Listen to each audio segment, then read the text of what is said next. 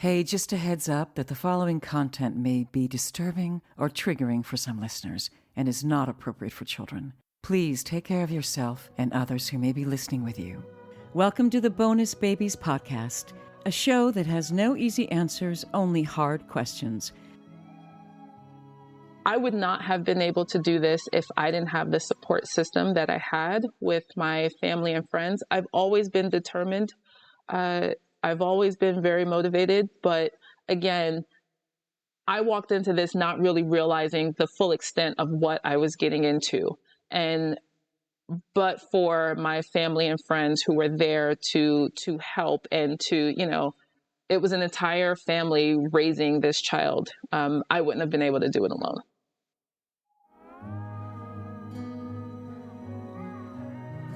Can you tell me what you call the kids who you've cared for over the years?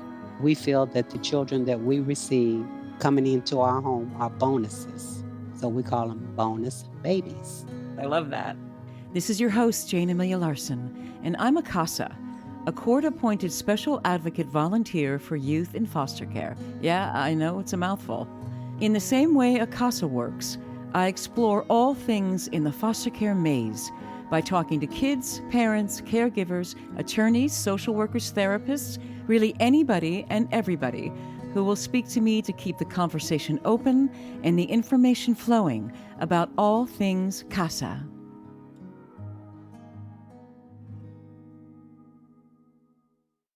My guest today, when she was 22 years old, she decided that she wanted to offer respite care for kids in foster care, for families in foster care, who need a little break, who need some help. And she thought she'd, take care of a kid for a week or a month or something like that. But instead she met Ashleigh. She calls her Ashes when she was 11 years old. And Ashleigh ended up being in Anita's life for many, many years. In fact, they adopted each other when Ashleigh was 18 years old. And they're still in each other's lives. Ashleigh is also a guest on the podcast, episode 11. So you can hear both sides of their story that are pretty different sides, the side of the kid and the side of the caregiver. So it's pretty interesting. Hi, I'm here with Anita. Hi, Anita, hello. Hi, nice to talk to you.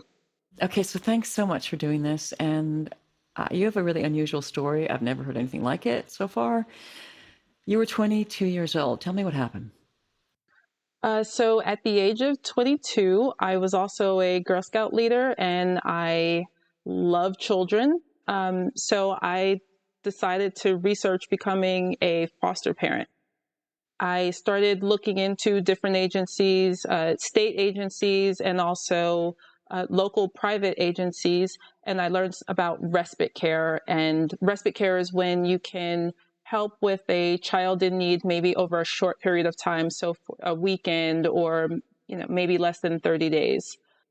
You're 22 and you think about becoming a foster parent or doing respite care or anything like that. What was going on there? Are you just a super achiever or what? No, I know it sounds unusual. Yeah. But it really was, maybe it was a little bit of, I was a little naive, I think, at the time. In my mind, I had already graduated from college. I'd been out of school for a year. I had a 2-bedroom apartment. I had a Girl Scout troop. I had tried to work with Girl Scouts for quite some time. And then I was working with girls that were in the 4th, 5th, and 6th grade. And I really wanted to help a child. So I reached out to figure out how I could do that. And it was unusual for the agency as well. And I think after getting to know me and talking to me and then talking to some of my references, they understood that this was just who I am. Right. So did you have experience with foster care yourself or in your family? Was there any kinship care, or as a child, did you know any kids in care? So my parents didn't have foster kids, but I did have friends who had foster children in their house growing up with them. My parents, both of them, are dedicated to service. And so I grew up until the age of 18 being in Girl Scouts and helping the children's club of the Lions International, the Leos. I was a member of the Leos, and so also involved in church. So service was always important in our family. And I just wanted to be able to do something where I could give back. And I love children, and so I wanted to help with children. Okay, so you're 22. You pass the classes, the courses, the approval, right? Because it's not easy, right? There's quite a few things you need to do. Right. And right, so you're thinking you're going to take a kid for respite care, like for the weekend or for a week or a month. Right. So what happened?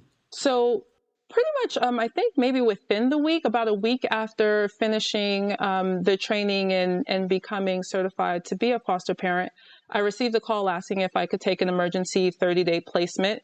It was for an 11-year-old young lady who at the time was going through a bit of issues with her mother. And so they were at the courthouse, I think, at the time, and they asked if I could do the emergency placement. And I said, of course. And who was that? Who was that little girl? So that young lady was someone I call Ashes. That's the nickname I have for her. And she was 11 and I was 22 at the time. Wow, so such a close age difference. Yes, wow. Yes, it was. Yeah. Okay, so what were the first days like? So it was a little unusual. I remember it was around the July timeframe. And I immediately brought her into, my family and extended family. And so we had a couple of events, birthday parties and things like that. And it was, this is new for her as well. So it was an adjustment. Also figuring out, okay, here's a child that showed up with kind of like a garbage bag with some clothes in it. And so just doing some of the basics to make her feel comfortable. And one of my best friends was with me, and we went to the mall and just went shopping to buy her everything that she was going to need to be able to stay for a month. Right. And she was 11, so on the cusp of womanhood too, right? Yes, definitely. And how was her demeanor? Was she, I'm sure she was confused and probably angry and hurt or not? She was, I think she was, she can tell her own story, but from my perspective, she was maybe a little frustrated, a little confused. But also the end goal was that she was going home. So in 30 days, this was happening. This was short term. And then she was going to be able to go home. And there were a lot of players who were also involved at this time. So you had a county social worker, and then you had other resources, a therapist. You had another individual who was kind of helping with her mom and Ashleigh, and they had all been involved previously. So you had all of these people in all of these sessions that she was having. So it was maybe also a bit overwhelming. Yeah, because there's all these adults saying, right. Yeah. And then, so this is in the summer, but you had a full-time job, right? I did. So this was July timeframe, and we immediately enrolled her in summer camp. And so she went to summer camp during the day, and I picked her up after summer camp. It was a little unusual for her because at the time she also hadn't been to summer camp before. So being able to do that activity and to build social relationships with other children, I think that was a little challenging. Mm-hmm. And did you know about her home life prior to coming to you? Did you know why she was removed from care? So the social workers advised me, they gave me a little bit of information. And as we continued to progress, I learned more. So going to therapy sessions with her where she would go in first and then we would have joint sessions after, or I would meet with the therapist after, and then also meeting with the social worker. So I didn't know everything when I went into it, but I learned more as we went along. Mm-hmm. And then, all right, so what happened? She's supposed to be with you a month, right? So what else? Right. So she was supposed to be with me. We're in the summertime. She's supposed to be with me a month. That gets extended. At the time, the court issued an order for her biological mother to do a number of things in order to meet the requirements of the court. And she hadn't done it after the 30 days. And so that time frame was extended.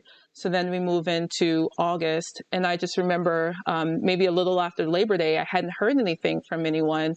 And I reached out to, or maybe it was a little before Labor Day, but I remember reaching out to the social worker saying, hey, it's September, school is about to start. Should we enroll her? And they called me back and said, yes, enroll her.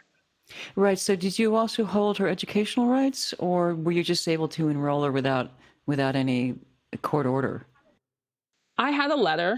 So that was, they provided me with a letter authorizing me to enroll her and to provide her medical records and everything else that she would need to enroll in school. And how did you feel about the support system that you had as regards the county? So is that your little boy think, I hear? Wait, hang on. Is that your little boy I hear in the background? He is, although he's not actually in the room. I'm in a separate room.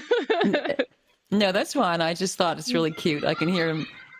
Oh, there he's laughing. Okay, go ahead. Yes. All right. All right. So I was asking about your support system. Did you feel supported?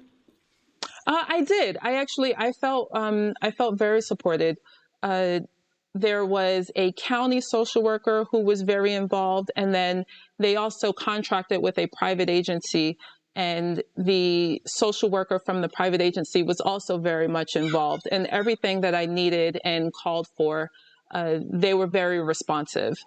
So whether that be tutoring or finding a summer program or aftercare, they were always very responsive. And then there was also a therapist who she had seen before prior to meeting me, and we continued those sessions with the therapist. And that was a situation where if I saw things or recognized things, I would bring that to the attention of all of these key players. Right. So how did you see yourself in her life? Just as a caring adult, or an older sister, or a wannabe mom, or what? Right. I think initially, and especially since it was supposed to be a 30-day placement, I saw myself as kind of like a caring adult and also a big sister who was here, someone else who loved her and would take care of her and be there to help, be there for her. Right. All right. So then what else happened? Because I know there's a lot to the story. Right. So let's see. We're at the beginning of the school year. Ashleigh became a part of my Girl Scout troop. So that was also something that was a little interesting. She was a little older than the other girls, but, it was a way to try to build, again, social relationships. So we had her as part of the troop. We had other activities that we tried to involve her in. And that, too, is an adjustment because she hadn't been very social outside of her immediate family. So being able to build those relationships, that was something that I encouraged her to do. And also in her therapy sessions, that was something the therapist was working with her on, building sustained relationships. And how were you during this time? How was it for you? I think in the beginning it was fine because, again, like I said, I had the resources of, yes, I think at this point I turned 23. So yes, I am a young adult, but I was also a very mature young adult. I did have a boyfriend at the time. He was in New York, so we had a long distance relationship and we had been together. We'd known each other since high school. So that wasn't really a factor. My friends were very much, my close friends were also kind of there for us. So it changed my life in that we'd go to dinner, and instead of, going to dinner, like something after, I'd bring Ashleigh with me to dinner, and then we were going back home and my friends were going to do something else. So right. That part of it was a little different. Mm-hmm. But the beginning of it, I think, for me, I would say it was more about, okay, how can I help her and how can I help her get adjusted? That kind of transitioned and it became a little more difficult with me being in the middle of having her mom have visitations. There were some conflicts with that. And I think at the time, maybe I was a bit young and not mature enough to realize some of the issues that come with the parent. and some of the things that could occur when you're dealing with a parent who has their own set of issues. So that I think was more of the surprise. It wasn't so much for the child, although there were things there, but it was a lot of the interactions with the parent could sometimes be hostile, and that was hard for me. Right, because I imagine at that point you wanted to protect her too, right? I did. Yeah. So there were times where I would get really frustrated when she would go back to her mother, whether it be a phone call or an email, because it always left her devastated. And in my mind, and this is me, I guess, kind of making it about me, but I couldn't understand why she would go back and continue to suffer that way. You know, you have a family, you have people who love you. We're always there. And every single time there was a time that she didn't talk to her mother, that she called me or her mother or my mother or one of my friends, crying hysterically because of something her mother said or did to her. And then she would, take a break, not talk to her for a couple of months and go back. And it was really difficult for me to once see her go through that and to hear it. And I remember being overseas, and there was someone else who I was talking to about this, and they kind of said they were in a similar situation with a nephew, and they were like, you just have to let them do that. Like, that's something, it's not about you. It's something that they have within them, and you have to let them go through that and then just be there for them. And were you able to do that? It was, but I think in showing her that I was sensitive to it, she doesn't really talk to me about her biological mother anymore. Right, she keeps it from you because she doesn't want to hurt you. She keeps it from me, right, exactly. And then it became a little abrupt because the visits slowed and they stopped. Her biological mother moved away. Her grandmother was sick at the time, and so her biological mother moved out of the area. And there was a pause on visits for a while because she was no longer in the area. Right, and that must have made her feel really let down, too, even if she was conflicted with the visits, even if she was feeling let down. If the mom was not doing what she needed to do to get her back and then stopped visiting, that's really hard. Right. I would think it was confusing for her. I remember one time the aftercare person told me that she was going home soon. She's like, oh, I hear Ashleigh's going back with her mother. And I'm like, no, she's not. But that was the story that she made up and that she told herself, that she was going home and there was this plan that she was going to be going home within a week. And it wasn't true. She hadn't actually talked to her mother for some time. Yeah. And did you ever talk to her about that, or you just kept it to yourself? No. We talked about it because it's important to explain to her that, of course, the ultimate goal is for you to go back home. But right now, we're still working. The social workers are working with your mom, and the therapist is working with your mom, so that you can go back home and that it can be a good situation for the both of you. So in the beginning of this process, the goal was always, reunification with the parent. And in my opinion, as kind of like an outsider, it seemed like the social workers were doing a lot to try to make that happen. But then, of course, that didn't happen, right? She never went back with her mom. No. So let's say, so now we're dealing with, okay, we have the first year, and at that point, her mother didn't do what she needed to do. And because of that, the recommendation of the social workers and also her guardian ad litem, because at this point you're looking at some type of permanency, and so they have to have a permanency plan. And they recommended against reunification, and they recommended foster care. So Ashleigh would then remain in the foster care system. That went on, I would say, probably for another year because her mother appealed, but then she also lost the appeal. And at this point, we're now maybe a year and a half, 2 years in, and she's starting to feel things and see the difference in that the visits are sporadic.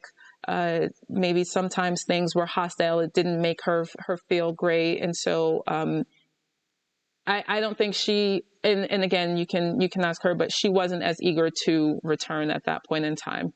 it was also a very difficult time for me. My goal, so now we're 2 years in, and I was about to start law school. For me, it was, okay, I signed up for a 30-day placement. And I love this child and I want to be there, but I also have the goal of going to law school, and I was working as well. And so I had to be fair to her and also to myself, in that I, realized there's no way that I could be a parent, start off law school, and continue to work. And that was a very difficult decision, and also a very difficult conversation to have, but we did. And so I know it was extremely difficult for her, but she then moved on and went to live in another home during that time. Mm-hmm. And she must have been really disappointed and also felt abandoned, even if she understood your reasons, right? Absolutely. I think no matter what, I could say or what I did, no matter what, it's going to be, well, here's a person who I've been with for the past 2 years, and she's abandoning me. She's turning on me. I wanted to make sure that she understood that was not the case, and I would continue to be there, and I would show her by actions, not necessarily just words. So I went to get Ashleigh. I mean, it was on a regular basis, on the weekends, during holidays. I took her on vacations with me. I took her, back with my family when we were going away for holidays. So I continued to be there, no matter what, even though she was with another family. With the second foster parent that she had, there was a lot of conflict, and she would frequently call me. I bought her a cell phone so that she could reach out in coordination with the other foster parent. And it was, I gave it to her in an agreement of, kind of getting along with the other foster parent, but that she could call me if she needed me. And she did. And there were times where they were maybe an hour away, and if she called me, I would drive there and try to resolve whatever issue was happening. So I think that lasted for a few months, and then she went on to another household with a third foster parent at this point. So she was separated from her mom, and she developed a relationship with you, and then she went to another foster home, and then another foster home. So this is Yes. all right, so essentially her third placement. This is her third placement, yes. Yeah, in just probably 3 years, right? Right.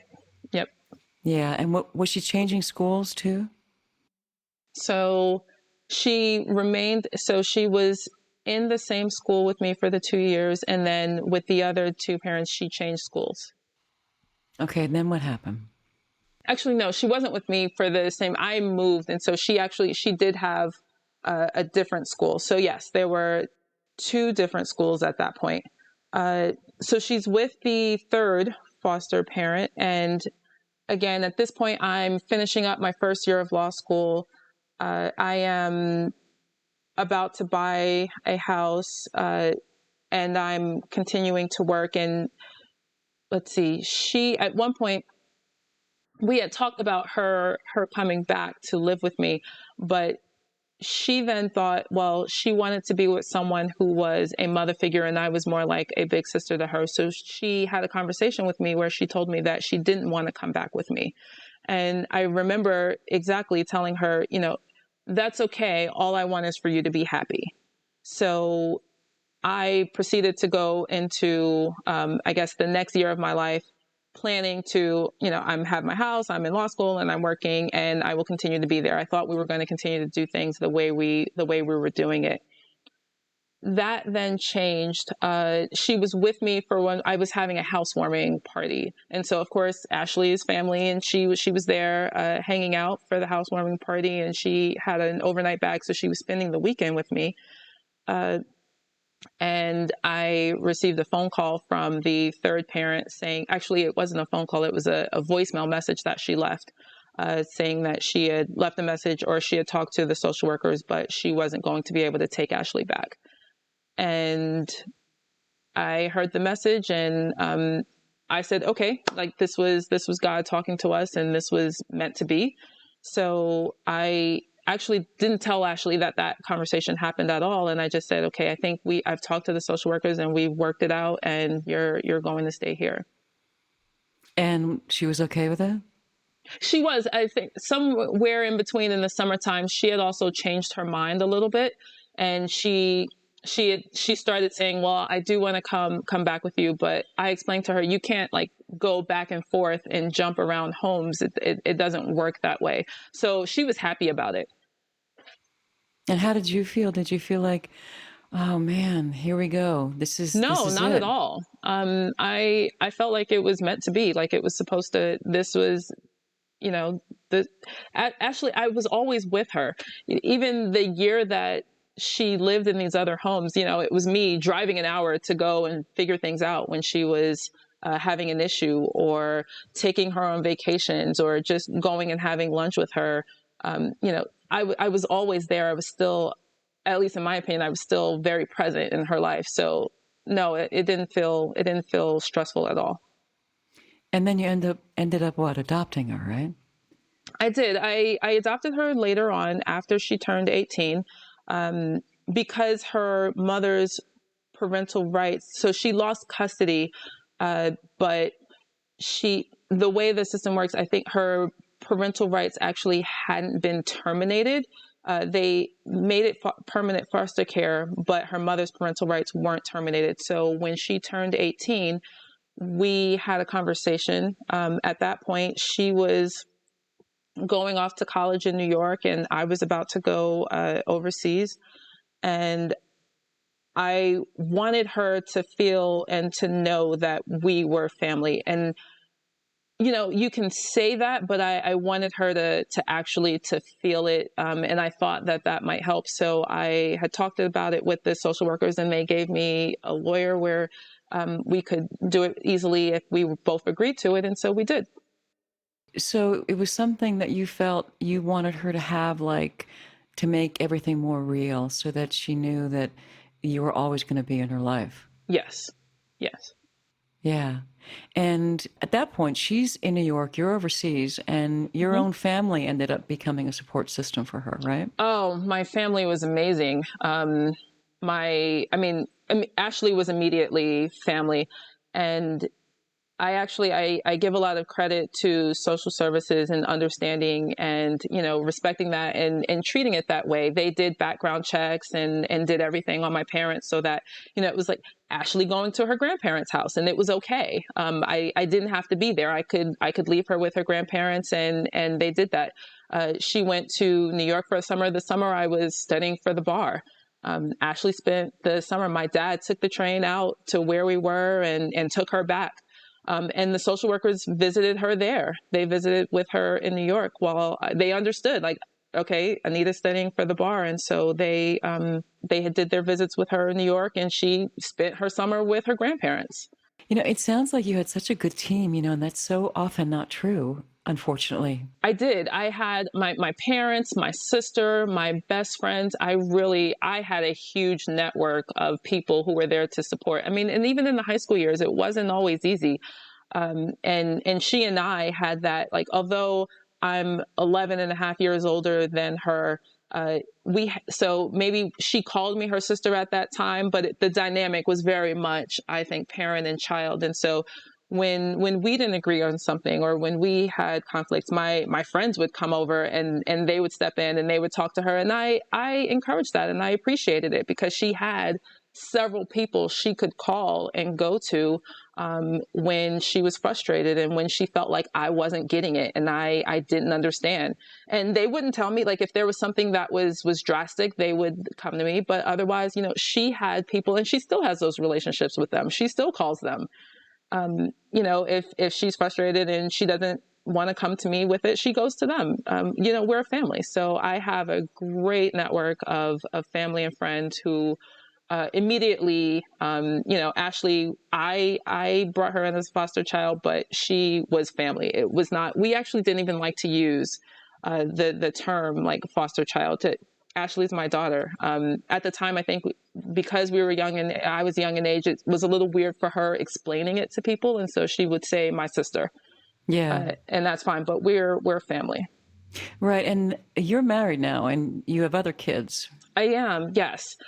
So I'm married now about going on 6 years. And we knew that in having this ceremony, we never wanted her to feel, even though I think at that point, she's like mid-20s, but we wanted to make sure that she knew, all right, this bond isn't going anywhere. You're sort of part of the family. And so we had kind of like a unification ceremony where my husband also had 2 children prior to us. And, we all held hands and we said vows to each other. And she's in her mid-20s and she took that very seriously. We joke that, she was looking at both of our eyes as we said our vows to the children. And she, my husband's oldest daughter was kind of like, yeah. But Ashleigh was really paying attention and into it. And we were a little concerned on how she might feel when we had a child together, the son you heard in the background. But there were no concerns. She dotes on her younger brother. And I mean, there are times where she calls me and she doesn't want to talk to me. She wants to talk to him. She's like, how's my brother doing? Send me pictures, send me videos. She came out here during the pandemic to help out and take care of him when I was going back to work. So she loves her younger brother. And actually just earlier, she texted me and asked how her stepsister is, how's she doing in college? 'Cause she just started college. So you have this blended family. She's still part of it, right? She's still in your life. Of course. Mm-hmm. And as you know, I'm hoping to talk to her as well. Yes. And I think that it looks like it might work out. But she's still part of what's going on in your life? Or is it that now she's just moved on with her own adult life the way adult kids do? And no, I think she's still very much a part of our lives. I'm no longer on the East Coast, so of course I don't see her as often, but she's in the same state as my parents. She has her keys to the house. And for example, during the pandemic, she walked maybe about 5 miles to bring them groceries. She made sure, like, I need to get my grandparents groceries. Wow. She and my mom are like that. They are very close. And, she'll come over to the house and she'll cook, she'll wash vegetables, she'll clean, and then she'll go back to her apartment. She's a young adult. So she's living that life. And that's not to say, I'm sure there's still struggles that are there. I think there are struggles that will always be there. I think that's something that I learned through this process, and I had to learn and respect. I thought, okay, well, we're going to sign on the dotted line, and this will really show you this is your family. You don't have to think that we're going to abandon you or that you don't belong. And I can't control her feelings, no matter what. She's been through some things. And although it's been 20 years now, almost 20 years, that's still there. And I can't change that. The only thing I can do is listen and continue to be there. Yeah, and also continue to love her, it sounds like, too. Absolutely. What would you say to somebody who's 22 years old that was thinking about perhaps helping out a kid in care the way that you had thought that you'd be doing? That's a tough question. I know my husband and I were just talking about that, and we have different opinions on it. I would continue to be encouraging because at the end of the day, I feel like you're doing something that helps a child. I understand there might be an opposing view to that, whether it's, is it, a shortcoming, or is it that you're not giving your all because you are so young? I guess in my opinion, and I'd like you to ask Ashleigh that question, her thoughts on it. But for me, if I did something that helped a child and changed their situation so that they could grow and, continue to do wonderful and beautiful things, then I feel like I did right. I did the right thing. So how do you feel about what you've done? It's just my life. Like, I don't know that I have a feeling about it. It's just my life. That's what happened. You sound so matter of fact about it. And I find that kind of astounding. I mean, I see you smiling. So Yeah. it obviously gives you something. When people ask me about my CASA work, I have to very quickly tell them that I don't take kids into my home. I'm not a foster mom. I don't think I could handle it. I can't handle the ups and downs, the responsibility, the ongoingness, Right. but you did. I'm smiling because I get that question a lot. Um, I guess I have heartburn, or it's difficult for me to say, like, oh well, I did this amazing thing and I helped a child, because it wasn't like that. Like, I went in helping a child, but I think we helped each other.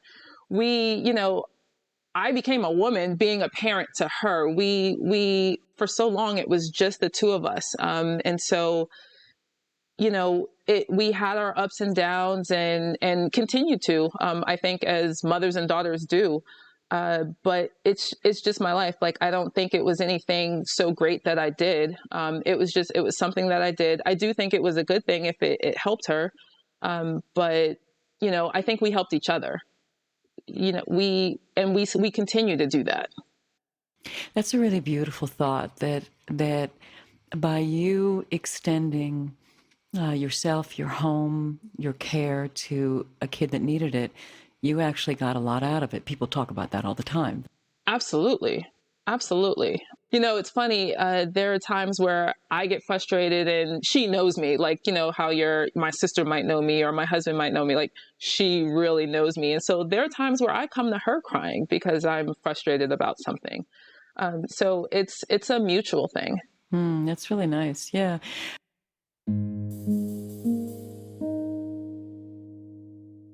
All right. So let me ask you, and this might be a hard question, but what's the one thing that people would never know about you unless you told them? And I'm sure you have a lot of things, but is there something about you that people would never know unless you told them? I think I might come off as being very outgoing, and I join a lot of groups, and even at work, I'm trying to be personable and mentor, but I think I have times of actually where I'm a little shy. And not that it's work to go out there and do that, but there are times where I'm kind of like, maybe I could stick to myself. And then something in the back of my head goes like, no, let's go over and say hello and be sociable. Right. So you force yourself to do that so that you don't end up sitting in a corner. Sometimes, yeah.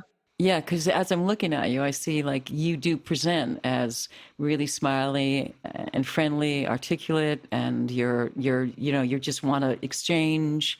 You're not holding back a Right. whole lot, right? Right. But there are times where I think it might be, sometimes it's just like, oh, well, I could just not say anything and kind of keep to myself. But I don't know, then maybe if I'm in that situation, I'm like, well, that might be rude. I need to talk to people. I need to go over and say hello and be social. All right. So you've got 4 kids now. Are you thinking about having any Yes. more? No, 5, this 6, is it. 7, 8? No, No. no, no, no. And they're all very spaced out. So, 30, 18, 11, and 3. So I think this is it. I recently signed up to be a CASA, and I think that's my way of getting back involved in it. So Oh, I'm I'm so taking the training now. glad. Yes. So I'm taking the training. I just Yeah. had my first virtual training session, which actually I thought was great. It's interesting, having been a foster parent and having the situation that I had, to now want to be an advocate for a child, and I'm really excited about it. You're going to be great because you're going to have so much insight. So, I mean, you've got skills and a history and a background that are going to be invaluable. Well, thank you. I'm really excited about it and looking forward to it. I was sitting here after the training. We just had our first training session, and I started telling my husband, and he's like, "You were really excited about this." And I'm like, "Did you hear what they just said? And did you hear what the judge just said?" So I feel really good about getting back into it. And although I'm not going to be a foster parent, I hope that I will be able to help another child who is in foster care. You can, I remember I was filled with trepidation when I was first thinking about being a CASA, and then Hmm. even through part of the training. And I remember somebody said to me, if you do one thing good for this kid, for a kid, it's all worth it. Absolutely. Yeah. So, and then I was like, okay, I mean, there is going to be at least one good thing that I can definitely pull Yeah. off. And of course, it ends up being a lot more than that. And one of the main things is, as you can imagine, is that as a CASA, you're not paid, you're a volunteer. So nobody owns you. The only Yeah. person, I say to my kid, I work for you. And she Absolutely. says, and she's like, yeah, you work for me. I was like, yeah, I work for Yeah. you. And it's great because of that, because you get a chance to really dig deep and find out what's going on because nobody owns you. I'm really looking forward to it and going out and finding things that they might need. Resources, whether it be an activity or school or medical care. I'm really excited about it. I'm so thrilled you're doing it, Anita. You're the first person that has told me in a long time that they're going to be a CASA. I mean, I know they're recruiting and Hmm. there's more people, especially if they've needed them a lot during COVID. But you're the Right. first person I'm talking to. It's like, yeah, I'm going to be a CASA. Like, Yeah, wow. I'm surprised I don't see more people doing it. And I already told someone, I'm like, all right, I'm going to help them with recruitment. I'm going to bring some others into this because I know it's needed. That's really great. And as you said, Ashes did have a guardian ad litem, which is the same thing. They just call that in a different state. And so you probably knew a little bit about it just based on your own experience, or was it not? So when I told Ashleigh that I was going to do this, she said, and she named the person who was her guardian ad litem. And I think the CASA, at least in this sense, is a little bit different because her person would call right before it was time to go to court. And she might take her out, or maybe she, did it over the phone, but she didn't really talk to her other than until it was time to go to court. And it was like an inside joke between the two of us, like, oh, it's court time. She's going to call right now. She wasn't doing the work. Yeah, she wasn't doing the work. No, no, no. So I hope it's not like the experience that I had. And when she got into the courtroom, I mean, her reports were great, but she only talked to her right before court. Yeah, So I that's a think pity. I'm looking forward to doing more than that. Okay, I have one last question. So, what is it about you that enabled you to do that? And I know you said it was service. I was raised in a family that supported that. But what the hell was it that allowed you to do that? Because most people don't have that, Anita.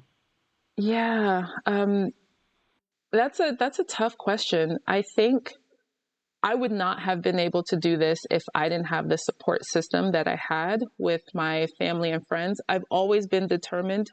I've always been very motivated. But again, I walked into this not really realizing the full extent of what I was getting into. But for my family and friends who were there to help and it was an entire family raising this child. I wouldn't have been able to do it alone. And also with the great social workers and the therapists who were also very much a part of it. It was like we had this huge network of people who were all in it together. So there's nothing special about you. I mean, is it special to have a love for children? I don't think so. I think everyone does, or a lot of people do. You want to do good things. So it's just me. I mean, right now, if you could, talk to me and say, okay, well, you're going to be a CASA, and then can you also help and do this? I would try to do it. Well, listen, I'm so proud of you for what you've done. I think I really can't wait for people to hear this, to the kind of effort you've made, the commitment you've made, and now you're going to do more too. I mean, Well, it's great. thank you for doing this. Foster children again have been near and dear to my heart, and I think a lot of times they're forgotten about. Especially when children age out, when they turn 18 or even 21. A lot of us are not adults when we turn 21. And so it's really important to understand foster children and what they go through in the process, and anything that we can do to help is important. So thank you for doing this podcast. Oh, that's great. Thank you, Anita. Thank you. Thank you. Thank you for telling us your side of the story, Anita, and for also landing home that it takes a village. It takes a lot of people. A lot of people are needed to take care of kids who come from a broken home or a troubled home, or who have experienced great trauma and need to be removed from their home. And thankfully, there's people like Anita that have stepped up to do that work. And the more people out there like Anita, the better things would be for all of these kids. And they deserve it. They deserve our help. If you see something, say something. If you suspect that a child's health or safety is jeopardized in any way by parents or anyone else, contact the Child Protective Services Agency in your county. 24-hour hotlines are staffed by trained social workers who will help you through the process, and you can do so anonymously. In California, you can call the Child Protection Hotline at 800-540-4000. So if you see something, say something. You might be saving a child's life. If you want to know more about becoming a CASA anywhere in the country, go to nationalcasagal.org. And in LA, casala.org. And if you want to know more about becoming a foster parent, check out National Foster Parent Association at nfponline.org. There's also faithfosterfamilies.org and adoptuskids.org. There's a ton of other information online as well. Just hunt around. I want to thank the supremely talented Christina Apostolopoulos for her beautiful music, Eferisto. To hear more from music, go to Spotify and Instagram at Christina Aposto. That's ChristianaAposto. I know you want to. Her stuff is really great. And thanks to my audio producer extraordinaire, Marcos Campito. I'm glad I found you. Thanks for listening, and if you like what you hear, please rate us and hit subscribe.